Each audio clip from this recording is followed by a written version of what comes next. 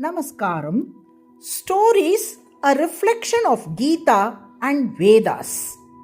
From royal pride to liberating knowledge, the transformation of King JANA. The story of King JANA and sage Raikwa appears in the Chandogya Upanishad, 4th chapter, and it beautifully illustrates how charity without humility can quietly nourish ego. In ancient times, there ruled a monarch named JANA. His reign was marked by generosity and tireless public service. Rest houses lined the pilgrim roads. Food was served freely to travelers. Wells were dug for the thirsty. Physicians attended the sick without demanding payment. The kingdom flourished under a ruler who genuinely desired the welfare of his people. Yet, unnoticed by him, a subtle transformation was taking place within. Appreciation turned into self-admiration. Service ripened into pride. The thought that he was unmatched in virtue slowly took root in his heart. One quiet evening, as the king stood upon his palace terrace, he overheard an unusual conversation. A flock of swans had settled upon the rooftop. One bird praised Janashruti's radiance, comparing his merit to the blazing fire. Another dismissed the praise and spoke of a certain Raikwa, a knower of truth, whose spiritual attainment eclipsed all the king's charitable deeds. The words pierced Janashruti's heart. Who was this man whose inner realization outweighed royal benevolence? The king's pride was disturbed for the first time. Sleep abandoned him that night. Determined to find this mysterious sage, he dispatched search parties across towns, hermitages, forests, riverbanks, and mountains. At last they discovered Raikwa, not in an ashram nor surrounded by disciples, but sitting beneath a broken cart, clad in rags, unconcerned with the world.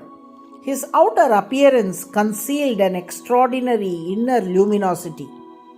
The king approached him with splendid gifts, cows, gold, jewels, and ornaments. Bowing respectfully, he requested instruction. Raikwa rejected the offering with indifference. Spiritual wisdom, he implied, was not merchandise to be purchased. The rebuff unsettled the king, yet his yearning had deepened. Reflecting upon his attachment to possessions, he returned, this time offering even what was most precious to him, along with renewed humility. But again Raikwa made it very clear, realization cannot be traded for wealth. It dawns only when attachment fades. At that moment, Janashruti understood. His pride dissolved. He no longer stood as a benefactor before the mendicant. He sat as a seeker before a knower. When humility replaces ego, instruction begins.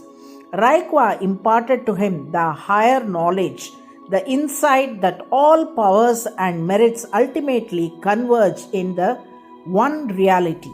This truth echoes the declaration of the Svetashvatara Upanishad, 2nd Kanda and 15th mantra. Jnatva devam muchyate sarvapashaihi. The meaning of this mantra is knowing the divine, one is freed from all bonds. The second chapter, that is Kanda of this Upanishad, emphasizes that liberation does not arise from action alone, nor from external achievement, but from direct realization of the Supreme. Works, austerities, and offerings have value only when they prepare the mind for knowledge. Without inner transformation, they remain incomplete. Charity may earn praise, but knowledge of the divine grants freedom. pride binds, realization liberates. As taught in the second chapter, only through knowing of the Supreme does one become free from all limitations and bondage. Narayana, Narayana.